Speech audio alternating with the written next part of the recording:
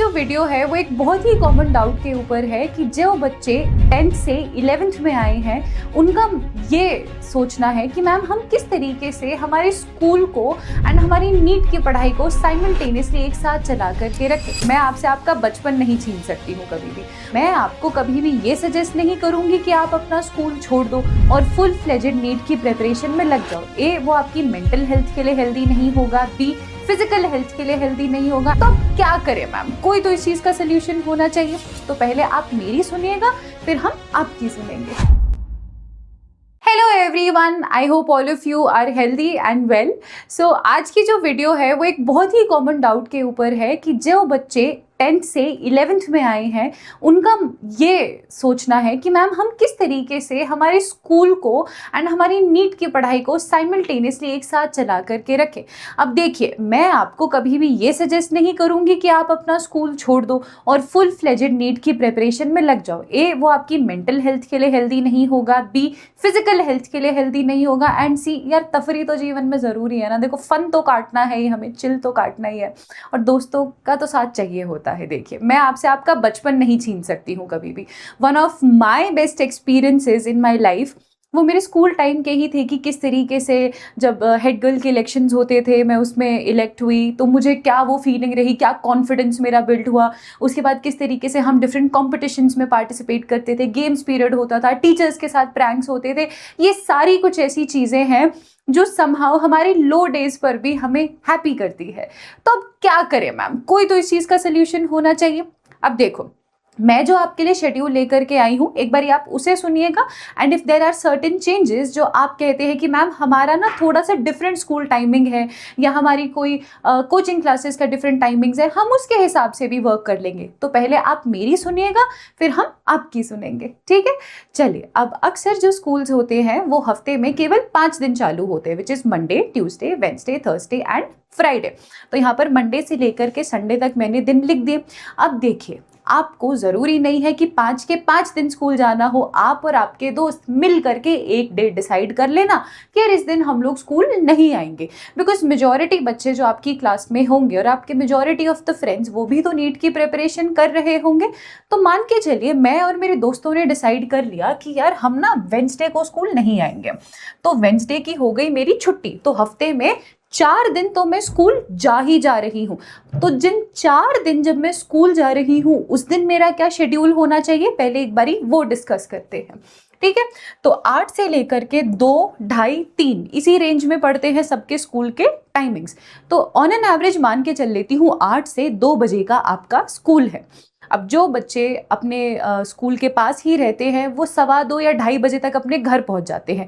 जो बच्चे बस में ट्रैवल करते हैं उन्हें थोड़ा टाइम लगेगा, वो 3, 3:15 तक अपने घर पहुंचते हैं।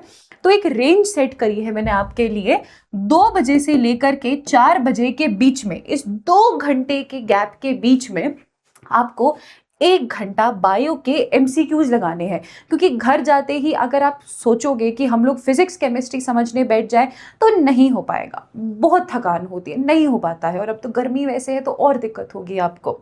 अब किस चीज़ के बायो MCQs लगाने हैं? उस टॉपिक के, उस चैप्टर के जो स्कूल में पढ़ाया है। फॉर एग्जाम्पल, आपका बायो में एनिमल किंगडम चल रहा है तो कोई भी 3 से 4 फाइलम उठाओ और उनके MCQs लगाओ। 1 घंटा आपको MCQs लगाना है। 1 घंटा तो मैं कह रही हूँ, मुझे पता है बीच में तुम लोग कन्नी तो काटोगे, तो आधे घंटे से लेकर के 45 मिनट्स तक ही आपने करना है, ठीक है? पर 1 घंटा सेट करके चलोगे तब जा करके हमारा 45 मिनट्स होगा। तो 1 घंटा ये हो गया हमारा बायो। उसके बाद 4 से लेकर के 8 के बीच में बच्चों के ट्यूशन होते हैं, कोचिंग क्लासेस होती हैं, ऑनलाइन क्लासेस होती है, ऑफलाइन ऑनलाइन, आपका मोड आपको पता। तो 4 से 8 के बीच में तो आप वही पढ़ेंगे जो आपको पढ़ाया जाएगा, ये टाइम आपका नहीं है। उसके बाद 8 से लेके 12 के बीच में आपके पास 4 घंटे हैं। इन 4 घंटों में आपको जो करना है करें। मैं बस आपसे ये मांग रही हूँ कि आप 1 घंटा NCERT करें। कौन सी NCERT मैम? यहाँ पर MCQs लगाए आपने, किसके? जो स्कूल में पढ़ाया गया है टॉपिक। यहाँ पर NCERT रीडिंग किसकी करनी है? बायो के उस चैप्टर की जो आपके कोचिंग इंस्टीट्यूट में या आपके ट्यूशन में पढ़ाया गया है। उसके बाद आपको क्या करना है? आपको 1 घंटा MCQs लगाना है। 8 से 12 के बीच कौन सा टाइमिंग आपको सूट करेगा वो आपकी मर्जी है, वो मैं नहीं बताऊंगी। आपको जब सूटेबल लगे, आपको बस 1 घंटा एनसीईआरटी रीडिंग का टाइम निकालना है, 1 घंटा एमसीक्यू सॉल्व करने का टाइम निकालना है, एंड आधा घंटा जो एमसीक्यूज गलत हुए हैं उन्हें एनालाइज करने में लगाना है, क्योंकि अगर अपनी गलतियां नहीं पहचानोगे तो सुधार नहीं होगा। ठीक है, तो टोटल मंडे, ट्यूसडे, वेंसडे की छुट्टी है, थर्सडे, फ्राइडे, इन 4 दिन हमें ये शेड्यूल फॉलो करना है, यानी कि 3.5 घंटे पढ़ना है मुझे। कितने दिन? 4 दिन। एक दिन में 3.5 घंटे हो रहे हैं ना, 1 घंटा, 2 घंटा, 3 घंटा एंड 3.5 घंटा, तो टोटल कितने हो गए? 14 आवर्स। तो 14 आवर्स आपकी बायो हो गई। अब बात आती है छुट्टी वाले दिन की, which is Wednesday. Saturday Sunday तो फिक्स्ड छुट्टी है ही आपकी। ठीक है, अब इस दिन आपको क्या करना है? वेंसडे, सैटरडे, संडे मैं करूंगी फिजिक्स एंड केमिस्ट्री। अब इस दिन आपको थोड़ी सी देखो ज्यादा मेहनत करनी पड़ेगी, 12 घंटे जरूर देने पड़ेंगे। 12 घंटे अगेन मैं बोल रही हूँ 9-10 ही हो पाएंगे, कुछ कुछ दिन तो सिर्फ 8 हो पाएंगे। 12 घंटे का हम एम करके चलेंगे, पर उसके आसपास भी अगर हम पहुंचेंगे तो कोई दिक्कत नहीं है। तो मान के चल लेते हैं कि हमने 12 घंटे एक दिन में कर लिए, तो एक हफ्ते में कितना कर लिया हमने? 12 3 36, और वहां पर हमने एक हफ्ते में बायो कितनी करी थी? 14। तो टोटल मैं एक हफ्ते में 50 घंटे पढ़ पा रही हूँ, including my school. And again 50 घंटे सुनने में एक बहुत बड़ा फिगर लगता है, पर अगर पढ़ने बैठोगे 50 में से अगर 40 भी टारगेट कर रहे हो तो ड्रीम कॉलेज मिल जाएगा।